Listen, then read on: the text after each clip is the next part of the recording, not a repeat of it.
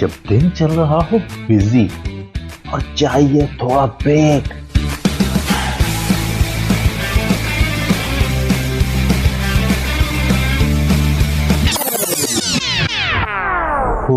I need a break. तो सुनिए delight delight with RJ Mavstan, Sunday to Thursday 12 to 3 PM।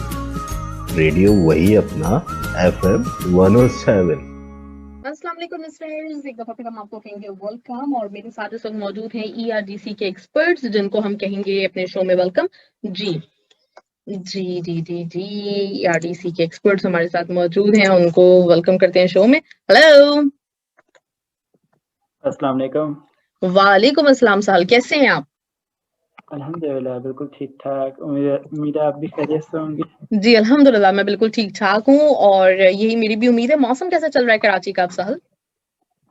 मौसम ऐसा है कि कुछ ठंड खत्म हो गई है और अच्छा। कुछ ह्यूमिड सा ह्यूमिडिटी थोड़ी ज्यादा है आजकल मौसम में, हाँ, तो बीच का चल रहा है सर्दी गर्मी के दरमियान। सही सही, वो जिसको बाहर का मौसम भी कहते हैं वैसी वाली कुछ मतलब फीलिंग्स हैं आजकल। बिल्कुल, जबकि मैं आज पढ़ भी रहा था कि अच्छा वक्त आ गया है कि कुछ पौधे वौधे उगा लिए जाएं, तो कुछ इस बारे में भी सोचा जा रहा था। ग्रेट, जबरदस्त। नौशरवा भी हमारे साथ हैं तो उनको भी हम वेलकम कहेंगे शो में। जी अस्सलाम वालेकुम, क्या हाल चाल है? वालेकुम सलाम, आप कैसे हैं? आप बताइए। अल्लाह का शुक्र है, अल्हम्दुलिल्लाह। जबरदस्त, ग्रेट, बहुत अच्छी बात है। चलें जी साहल, तो आज का हमारा टॉपिक क्या है इसके बारे में मैं जानना चाहूंगी।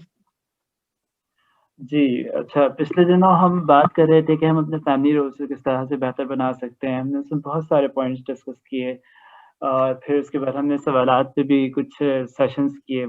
तो एक बहुत अहम नुकता है जो कि ताल्लुक की कमज़ोरी का बायस बनता है और हमें अपने रोल्स में एक्सेल होने से रोकता है, तो वो कुछ मिज़ाज और बर्ताव या अंग्रेज़ी में इसे कहें तो टेम्परामेंट के इश्यूज़ भी होते हैं कि बात-बात पे बेज़ार हो जाना, चिढ़ जाना, इरिटेटेड फ़ील करना या गुस्सा आ जाना बात-बात पे। तो वो इस तरह के मिज़ाज के लोग हमारे इर्द-गिर्द बहुत कसरत से पाए जाते हैं और ऐसा अब तो होता है कि हर उम्र के लोगों में इस तरह का मिज़ाज पैदा होने लग गया है वक़्त के साथ-साथ कि वो बहुत इरिटेटेड रहते हैं और गुस्सा बहुत जल्दी आता है।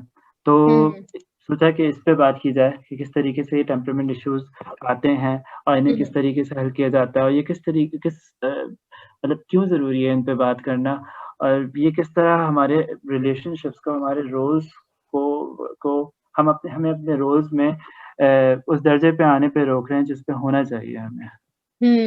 राइट राइट, जबरदस्त, बहुत अच्छा टॉपिक है क्योंकि ये वाकई बहुत एक बड़ा मसला है। लोग अक्सर चाह भी रहे होते हैं कि उनसे वो गलतियां जो कि जज्बात के आलम में हो जाती हैं वो ना हो, लेकिन उनके ऊपर कंट्रोल नहीं होता इंसान का। तो ये बहुत अच्छे टॉपिक का आपने इंतखाब किया है। बिल्कुल, आपने गलतियों की बात की तो मतलब इस तरह मैं इसको इस तरह भी देख रहा था कि एक तो ऐसा होता है कि कभी-कभी किसी शख्स को गुस्सा आए और गुस्सा आना बहुत नेचुरल चीज़ है। लेकिन फिर वो गुस्सा आए और फिर वो शख्स उस गुस्से को कंट्रोल करने के बजाय, उसे रोकने के बजाय उस गुस्से का इज़हार भी करे और गलत अंदाज़ में इज़हार करे।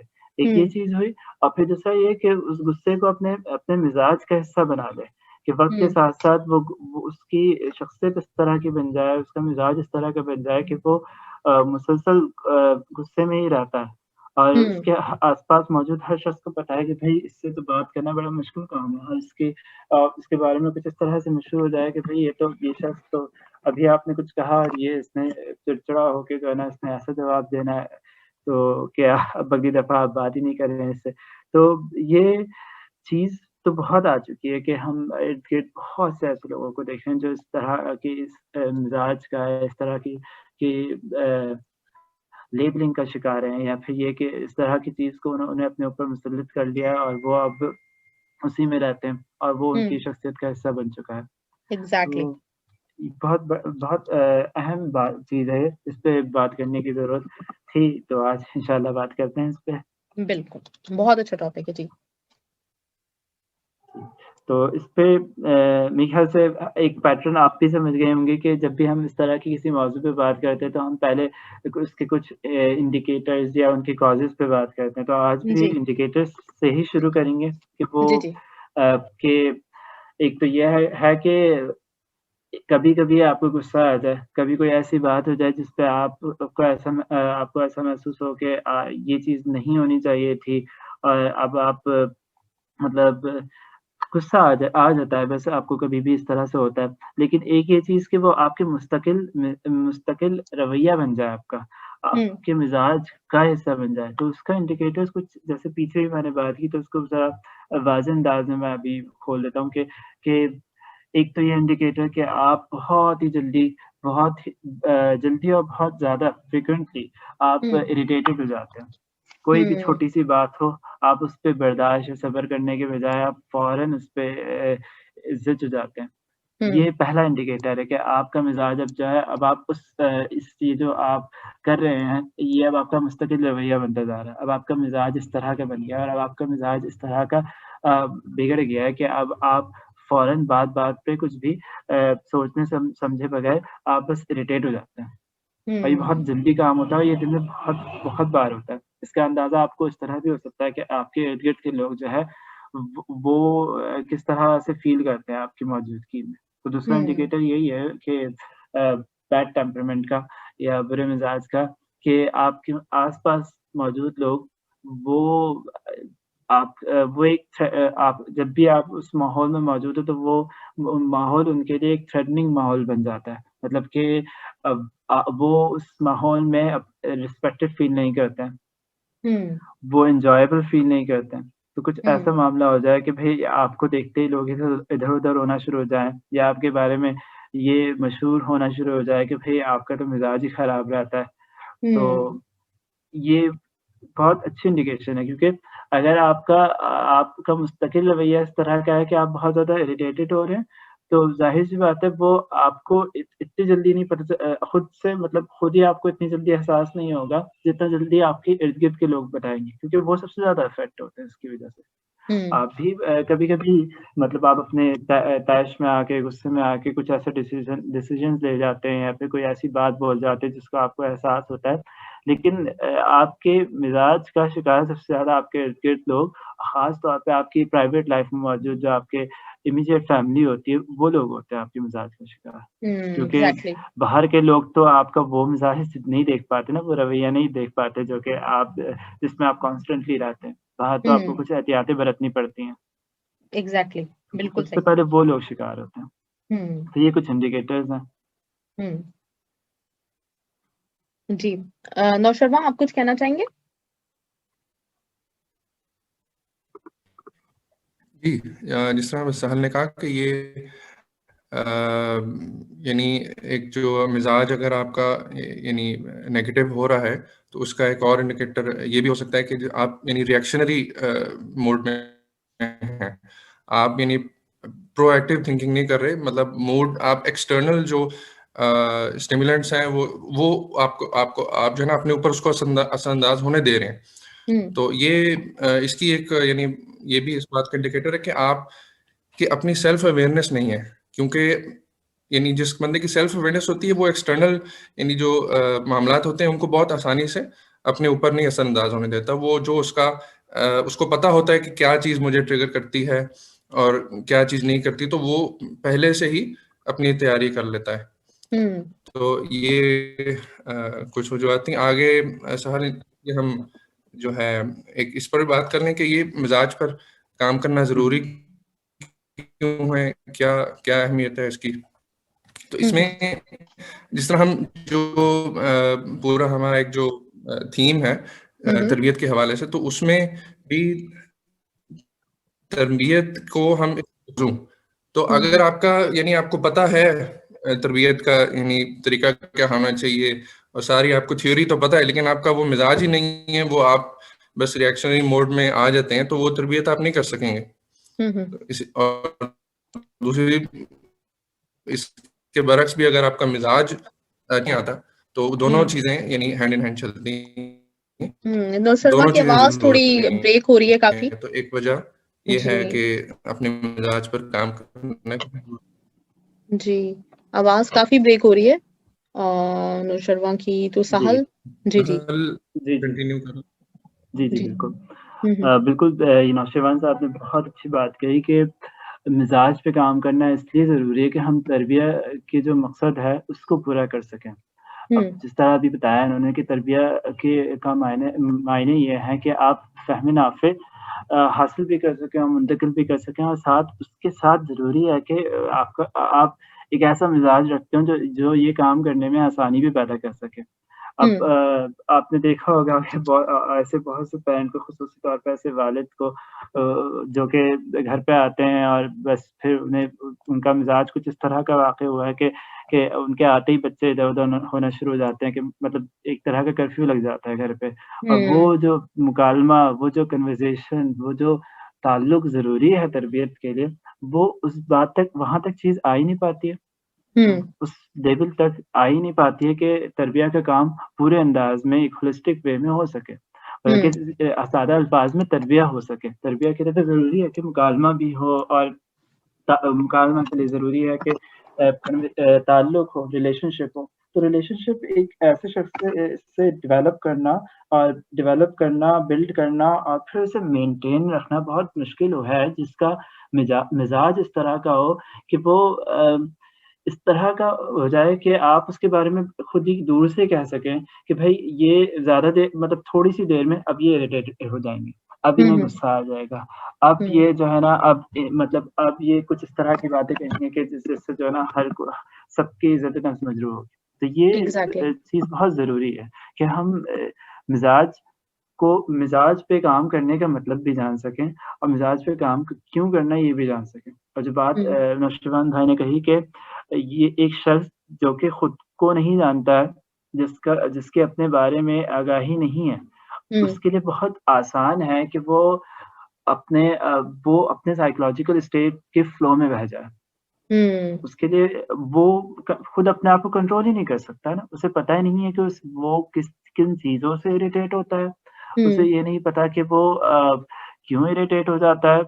हम्म तो वो जब अपने बारे में ही नहीं जानता है, अपने ऊपर नज़र ही नहीं रख पाता है, तो फिर तो बहुत आसानी से वो जो है अपने साइकोलॉजिकल स्टेट में बह जाएगा, अपने मूड पे चलेगा, और फिर हम्म सारा कुछ मूड ड्रिवन होगा। और ये बहुत खतरनाक चीज़ होती है, बहुत से लोग कहते हैं कि मैं बहुत मूडी हूँ, मैं तो भई मूड पे ही चलता हूँ। तो बहुत से हम्म लोग इस बात को फ़ख़्रिया अंदाज़ में कहते हैं, लेकिन ये कोई अच्छी बात नहीं है कि आप मूडी हैं। इसका हम्म मतलब ये है कि कुछ भी हो जाए इर्द-गिर्द, आप अपने मूड के हिसाब से ही चलेंगे। ये तो बड़ी खतरनाक हम्म बात है। एग्जैक्टली बिल्कुल सही कह रहे हैं साहब। लेकिन ये भी एक चीज होती है जो मैं ऐड करना चाहूंगी कि इस तरह के जो मिजाज के लोग होते हैं ना, जिनकी मौजूदगी में दूसरे लोगों को घुटन महसूस होना शुरू हो जाए, या दूसरों से कुछ डिस्कस करना, मतलब ऐसा हो कि अगर हमने ये बात कर दी, के सामने ये बात आ गई, तो ये बहुत राई का पहाड़ बन जाएगा। एकदम से गुस्सा हुँ, या एकदम से मूड का कुछ पता नहीं चल रहा, कि हो सकता है कि बाज औकात बड़ी सी बड़ी बात हो जाए, लेकिन वो इग्नोर कर दें, और बाज औकात मामूली सी बात के ऊपर जो है ना शामत आ जाए। तो इस तरह के लोगों के लिए ये जो चीज़ है कि रियलाइज़ करना इस चीज़ को कि मेरे साथ ये प्रॉब्लम है, ये भी एक बहुत बड़ा हुँ, मसला होता है, कि वो खुद से कभी अपनी गलती को चुन के मानने के आदी नहीं होते, तो वो मानते ही नहीं है इस बात को हुँ। कि मुझ में कोई फॉल्ट है। तो उस सूरत में क्या करना चाहिए साहल? बिल्कुल, मतलब एक्सटर्नली ये काम तो बहुत मुश्किल से होता है, जो शख़्स इतना गुस्से का तेज़ हो और इतने मिज़ाज के मसाइलों से, तो कोई और पहले तो कहने के लिए हिम्मत ही नहीं ला पाता कि भई उसे बताया जाए कि भई आप में ये मसाइल हैं, या बता भी दिए जाएँ तो वो सामने से वो एक्सेप्ट ही नहीं कर सकता। हुँ, तो मेरे ख़्याल से तो ये बुनियादी मसला तो सामने वाले का ही है, जो एक्सेप्ट नहीं कर सकता। हर शख़्स को एटलीस्ट अपने जो बहुत करीबी लोग हों, अपने सिबलिंग्स, अपनी औलाद, और अब सबसे अहम अपना स्पाउस, तो उससे फीडबैक के लिए हमेशा राज़ी होना चाहिए कि वो फीडबैक दे और आप उस फीडबैक पे सोच सकें कि ये हुँ, वाक़ईतन ऐसी चीज़ होगी कि मुझे इस वज़ह से कही गई है। क्योंकि एक स्पाउस और आपकी जो औलाद है, वो आपको मुसलसल देख रही है, और वो आपको मतलब आपकी उन ख़ामियों या फिर आपके उन एरियाज़ ऑफ़ इम्प्रूवमेंट के साथ देख रही है। तो वो अगर आपको फ़ीडबैक दे रहे हैं, तो ज़रूरी है कि आप उस फ़ीडबैक पे एटलीस्ट सोचें कि ये वाक़ईतन ऐसी चीज़ है, जभी तो ये हुआ है। और दूसरा सामने वाले को भी हिकमत की बहुत ज़रूरत होती है कि वो किस तरीके से ये मुंतकिल करे। बहुत से औक़ात हम जो कोई सिचुएशन खड़ी होती है तो उसी सिचुएशन में खड़े रहते हुए ये सारी बातें कहते हैं। तो उस वक़्त तो मेरे ख़्याल से बिल्कुल भी फ़ायदा नहीं है ऐसी चीज़ का। बहुत ज़रूरी है कि हम ये बात बाद में किसी कन्वर्सेशन के थ्रू मुंतकिल करें कि भई ये मसाइल हैं जिसकी वज़ह से ये ऐसा हो जाता है। और एक साथ इस कन्वर्सेशन के लिए जो बिल्कुल मतलब एक बहुत अहम प्रीरेक्विज़िट है वो रिलेशनशिप है, उसको ख़त्म ना होने दें। ये होता है कि ये क्योंकि अभी शुरू में जिस तरह की बात हुई कि रिलेशनशिप को ख़राब करने में इस टेम्परामेंट इश्यूज़ का बहुत बड़ा हाथ है। तो ये उस बंदे की तरफ से भी होता है और दूसरी तरफ भी क्योंकि फिर हम एक लेबल सा आ जाता है ना कि भई ये बंदा तो है ही ऐसा, छोड़ो इसको। या फिर इसके तो मिज़ाज ऐसे ही रहेगा, अब मैं कितनी कोशिश करूँ, मैं क्यों अपना वक़्त ज़ाया करूँ? तो उसको एक लेबल करके खाने में डाल के वो खाना बंद हो जाता है। फिर रिलेशनशिप डेवलप नहीं हो पाता, रिलेशनशिप डेवलप नहीं होगा तो वो फिर वो मौक़े पैदा ही नहीं होंगे जहाँ पे ये बात मुंतकिल की जा सके, जहाँ पे एक अच्छा ऐसा फीडबैक दिया जा सके जिससे वो बंदा वाक़ई में सोचने के काबिल हो सके।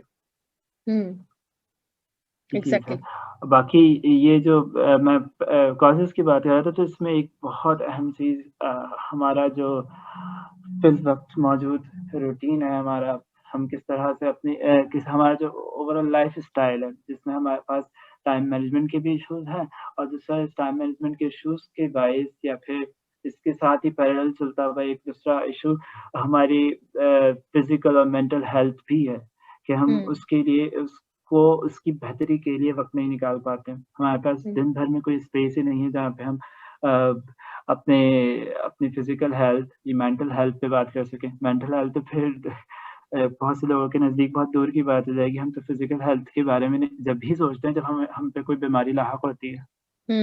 एग्जैक्टली। तो बहुत बहुत कांस्टेंट काम है कि हम मुसलसल ये जाँचते रहें कि भई हमारा रूटीन कहीं ऐसा तो नहीं हो गया कि हम बस उसमें उसके फ्लो में बहते जा रहे हैं। चीज़ें डिफ़ाइन कर रही हैं, हमारी एक्टिविटीज़ या हमारे जो काम है वो डिफ़ाइन कर रहे हैं कि दिन कैसे गुज़रेगा या फिर हम डिफ़ाइन कर रहे हैं कि हम उन चीज़ों के साथ दिन कैसे गुज़ारेंगे। तो अगर ये दिन ऐसा गुज़र रहा है कि बस गुज़र रहा है और इसमें किसी ऐसी चीज़ के लिए जो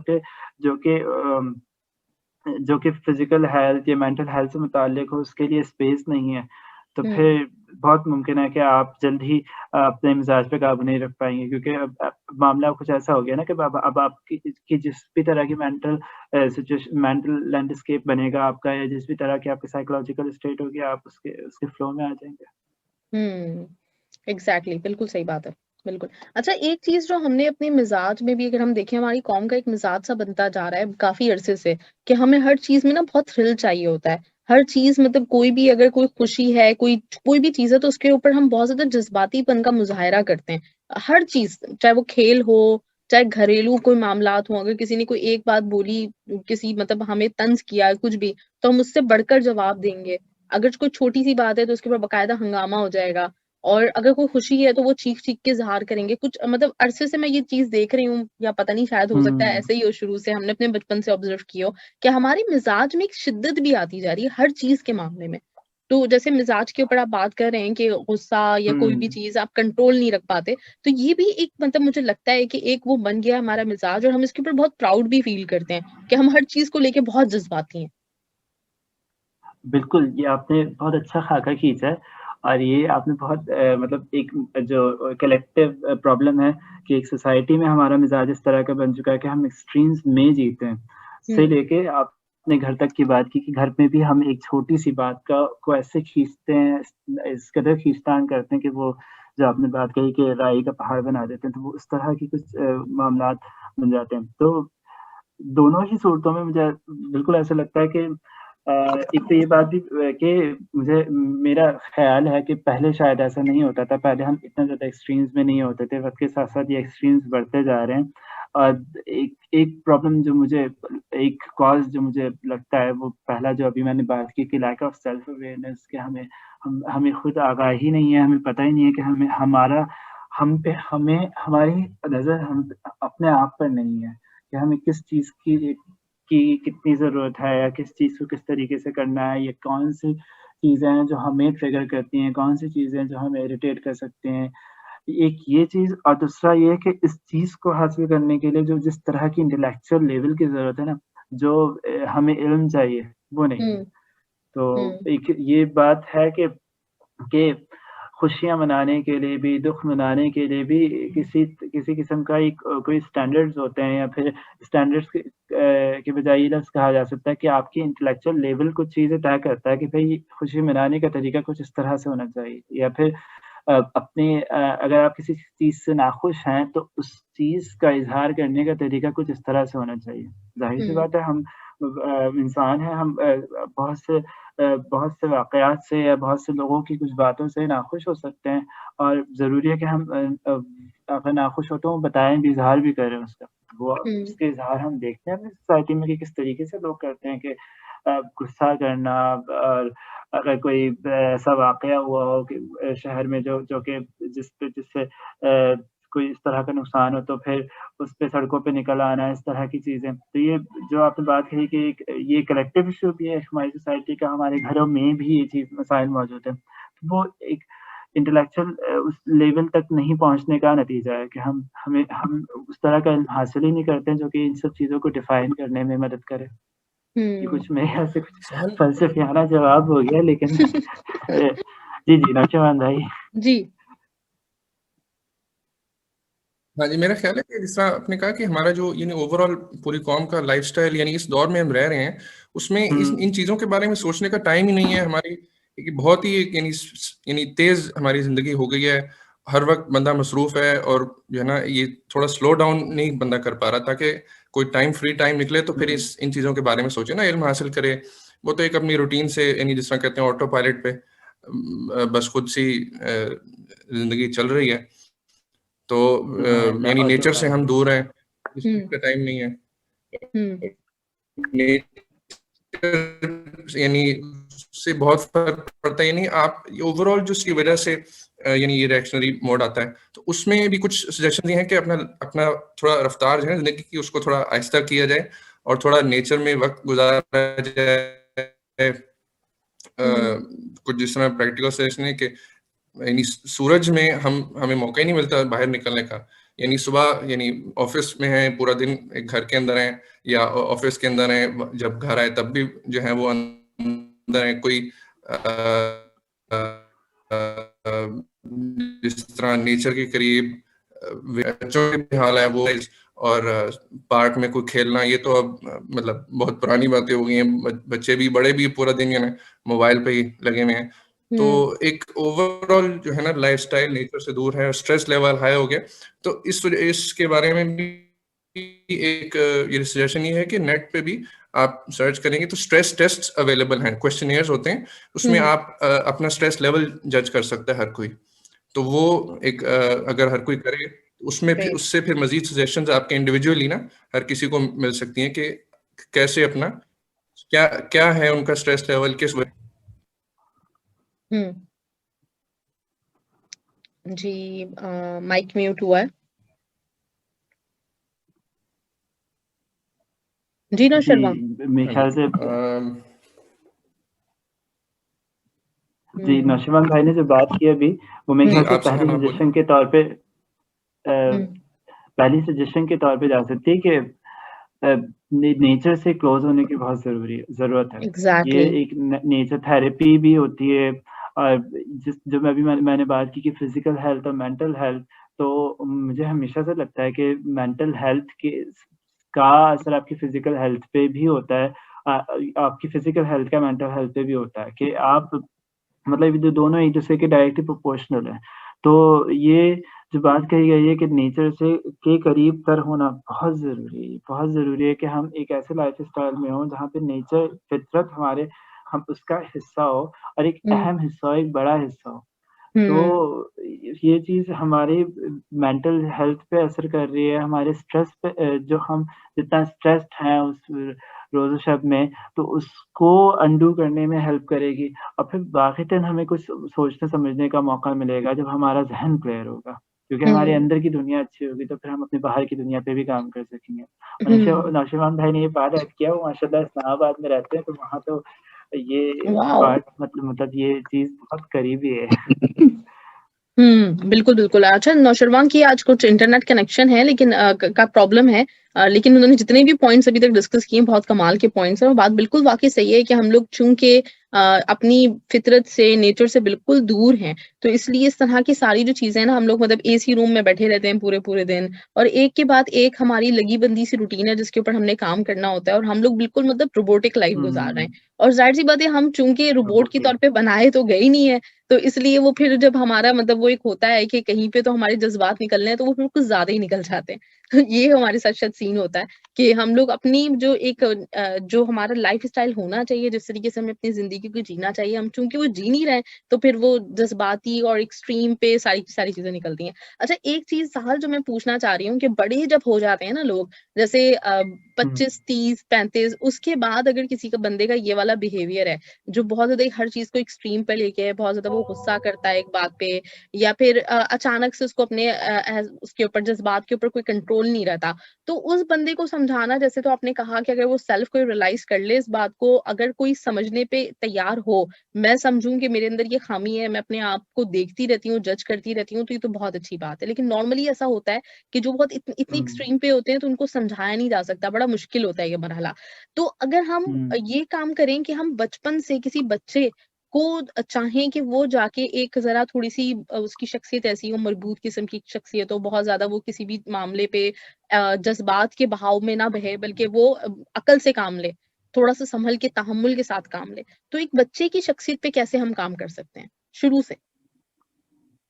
बहुत अहम बात कि एक तो ये पहली चीज़ कि बिल्कुल सही कहा आपने कि एक ग्रोन अप को समझाना या फिर उसको एक्सटर्नली पुश करना तो बहुत ही कोई मुश्किल काम है और इसमें ज़्यादातर ऐसा कोई मतलब कुछ हो नहीं सकता कि आप हमेशा ऐसा मुमकिन नहीं है कि आप किसी को बताएँ कि भाई इस तरह से है और तुम्हारे टेम्परामेंट के इश्यूज़ हैं और तुम इस तरह से सही कर सकते हो। ठीक, तो उसका तो कोई फ़ायदा नहीं है, ये सेल्फ रियलाइज़ेशन के थ्रू ही हो सकती है चीज़। आप बस दुआ कर सकते हैं और अपना रिलेशनशिप अच्छा रख सकते हैं, बस ये 2 काम अब एग्ज़ैक्टली। बहुत ज़रूरी है। जो हुँ, बच्चों के लिए चीज़ है, उसमें सबसे पहली चीज़ यही है कि रोल मॉडलिंग, क्योंकि सबसे पहला जो बच्चों का सीखने का तरीक़ेकार होता है, वो इमिटेशन ही होता है कि बच्चे इर्द-गिर्द के माहौल को देखते हैं और उससे सीखते हैं। तो मिज़ाज का जो मिज़ाज की खराबी होती है वो अल्फ़ाज़ के ज़रिए, बॉडी लैंग्वेज के ज़रिए ज़ाहिर होती है और अगर कोई बच्चा अपने इर्द-गिर्द देख रहा है लोगों को कि वो जब नाखुश होते हैं किसी चीज़ से, तो वो इस तरह के अल्फ़ाज़ इस्तेमाल करते हैं और इस तरह की उनकी टोन होती है और इस तरह की उनकी बॉडी लैंग्वेज होती है, तो वो उसको पिक करता है। तो बहुत ज़रूरी है कि रोल मॉडलिंग यानी कि अपने आप को दुरुस्त करना, अपने आप पे नज़र डालना कि भई ये चीज़ें जो मैं चाहता हूँ कि मेरे बच्चे में ना मौजूद हो, तो कहीं मुझ में तो मौजूद नहीं है। और ये बहुत हुँ, अमूमी असूल है कि पेरेंटिंग का कि वो हर चीज़ जो आप चाहते हैं कि आप अपने बच्चों में देखना चाहते हैं, तो वो पहले अपने आप में देखें कि मुझ में मौजूद है या नहीं है और जो चीज़ नहीं देखना चाहते, उसमें भी यही उसूल अपनाएँ कि मुझ में कहीं है तो नहीं ये चीज़। तो सबसे पहले तो यही कि रोल मॉडल करने की ज़रूरत है बेहतर। अब उसके लिए ज़रूरी है कि आप अपने जिस तरह अभी नौशरवान भाई ने बात की कि आप अपने एक स्ट्रेस इंडेक्स होता है, उसको उसके ज़रिए आप जाँचें कि भई कहीं आप स्ट्रेस का शिकार तो नहीं हैं। आप इर्द-गिर्द के लोगों से फीडबैक लें, अपने बहुत करीबी लोगों से कि भई कहीं मुझ में इस तरह की मिज़ाज की खराबी तो मौजूद नहीं है। और ये चीज़ करके साथ ही टाइम मैनेजमेंट और अपने लाइफ़स्टाइल को चेक करें। तो ये चीज़ अगर आप बेहतर करते हैं, तो फिर अब आपका फ़ोकस अपने ऊपर हो गया ना, तब अब आप अपने अल्फ़ाज़ को भी देख सकते हैं, अपनी बॉडी लैंग्वेज को भी देख सकते हैं। तो ये रोल हुँ, मॉडलिंग बहुत ज़रूरी है। और फिर रोल मॉडलिंग के साथ ज़रूरी है कि आप अपने ताल्लुक पे इस तरह से काम करें कि आप अपने बच्चे के फ़ेवरेट शख़्स बन जाएँ। क्योंकि बहुत हुँ, से लोगों का ये सवाल होता है, बहुत सी माँओं का भी ये सवाल होता है कि भई मैं तो भरपूर कोशिश करती हूँ कि मैं इस तरह की चीज़ें रोल मॉडल कर सकूँ, मैं आहिस्ता बात करूँ, मैं अल्फ़ाज़ का इंतख़ाब अच्छे अंदाज़ से करूँ, ये सारी चीज़ें। लेकिन हुँ, अगर जॉइंट फैमिली में रहते हैं तो भई फलाना शख़्स नहीं समझ पाते हैं इस बात को, फलाना शख़्स की वज़ह से घर का माहौल इस तरह का है कि इस तरह बात की जाती है। तो उसमें बहुत ज़रूरी है कि आप जो शख़्स इस बात को समझ जाए, वो बच्चों से इतना अच्छा ताल्लुक रखे कि वो उसका पसंदीदा शख़्स बन जाए। और बच्चा सबसे ज़्यादा अपने पसंदीदा शख्स से ही सीखता है। तो एग्जैक्टली। ये बात इस तरह मेरे ख़्याल से बिल्कुल इस तरह काम होगा और इंशाअल्लाह फिर ये चीज़, क्योंकि मिज़ाज मुस्तकिल रवैया होता है, तो ये बात मुस्तकिल रवैया बन जाए तो फिर ये एक अच्छा खासा काम हो जाएगा इंशाअल्लाह। जबरदस्त, ग्रेट। तो नौशरवां से भी पूछते हैं उनका पॉइंट। आज इंटरनेट कनेक्शन का उनका बहुत कुछ प्रॉब्लम आ रहा है, तो आवाज हमें सही नहीं आ रही, लेकिन देखते हैं अगर हो सके तो। जी नौशरवां। जी, अब बताइएगा, थोड़ा शायद बेहतर हो गई। जी, बिल्कुल। तो टेम्परामेंट लॉग की तो नहीं बात हुई सहल? जी, नहीं, ये मेरे ख़्याल से हाँ, ये टिप आप बता सकते हैं। हाँ, ये एक और सजेशन है कि जी आप अपना एक ना टेम्परामेंट लॉग, इसको हम कहते हैं, वो मेंटेन करना शुरू करें। और यानी आप यानी रोज रात को बैठ के कुछ वक्त निकालें और अपने दिन का जायजा लें कि दिन में क्या क्या यानी मैंने गलतियां की, गलत मैंने रिएक्शंस दिए, उनको आप नोट डाउन करते जाएं। यानी पूरा लिखें कि क्या हुआ और मैंने उस पर कैसा रिस्पॉन्स दिया, और फिर आप लिखें कि कैसा मुझे रिस्पॉन्स देना चाहिए था। और फिर अपने लिए अब आप सोचें कि जी मैं नेक्स्ट टाइम के लिए मैं क्या कर सकता हूँ या कर सकती हूँ कि मैं जो है सही रिस्पॉन्स दूँ। उसमें मतलब कुछ चीज़ें मेंशन एग्जांपल के तौर पर कि आप कहीं भी आपको गुस्सा आया या आपने ओवर सेंसिटिव हो गए किसी मामले में, या आपने कोई जिस तरह इम्पल्सिव रिएक्शन किया, इम्पल्सिव बाइंग जिस तरह होती है वो किया।